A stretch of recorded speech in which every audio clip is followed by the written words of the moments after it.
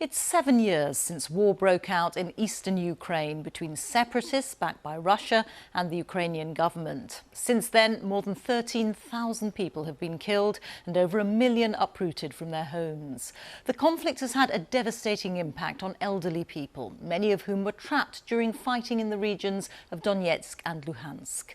Our special correspondent Fergal Keane has reported on the war for the BBC since it began, and he's followed the stories of some of those directly affected.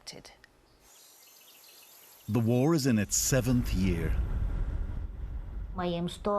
Everything is ruined or burned.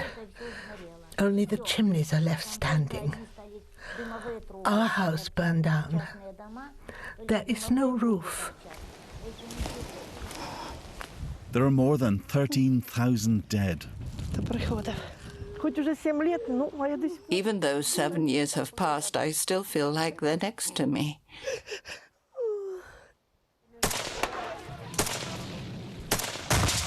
Living on this front line, it took a rare determination not to flee your home.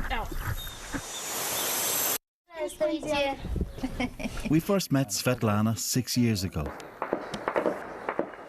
And that night saw how she and husband Anatoly lived with constant war.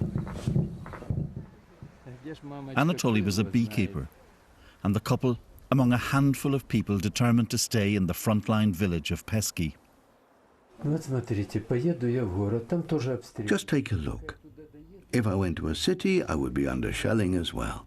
Somebody could shoot me or steal my car. When we went back the following winter, a warm welcome. How are you? But the strain was growing. We are sad. It's not the right word to say we are sad.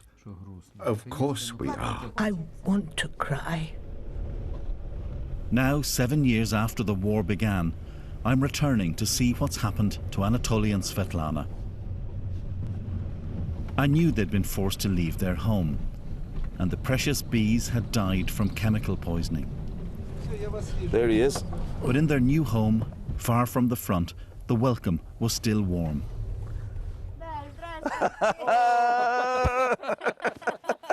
I knew you'd do it. How lovely to see you. How lovely to see you. So this is the new house. Okay. But no bombs and no shooting. And the generosity abundant. And usual lunch. At 74, they're making a new home. The old one is lost forever. We will never get back. We believe that Pesky is almost destroyed. Everything is ruined or burned. Only the chimneys are left standing. Our house burned down. There is no roof. But the bond between them is as strong as it's ever been in their more than 50 years of marriage. What makes you happy? What's the secret to being happy? How could I not be happy with such a mischievous wife? The best gift for me is you. They've produced everything here themselves, and they really are just the most generous people.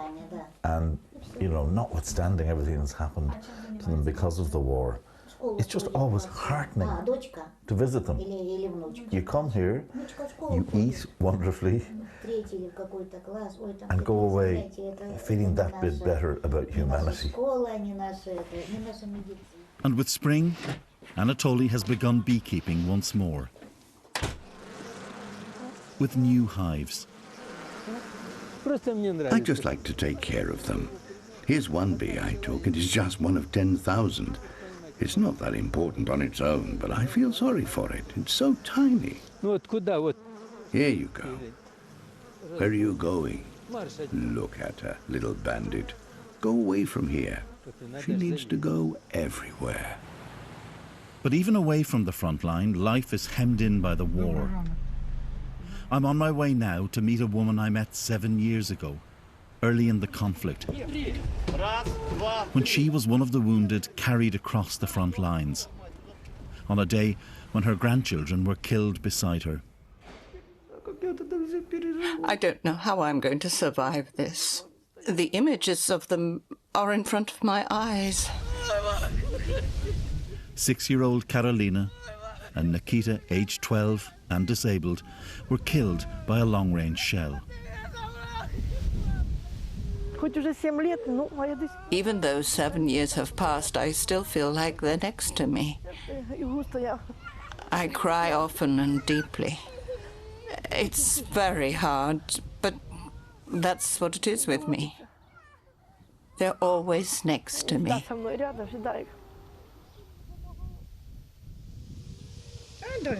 But there is new life in Lyubov's world.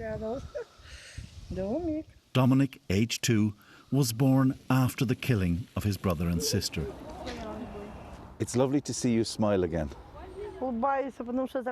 I'm smiling because I live for him now. I have someone to take care about. He brings me joy.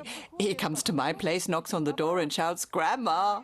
and comes in as if it's his own place and takes everything he wants. He's always happy when I tell him we're going out. He brings his things and off we go.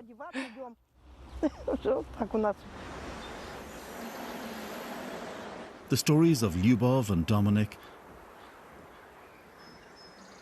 of Anatoly and Svetlana, are filled with loss.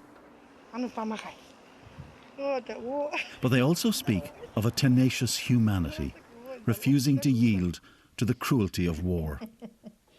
Fergal Keane, BBC News, Eastern Ukraine.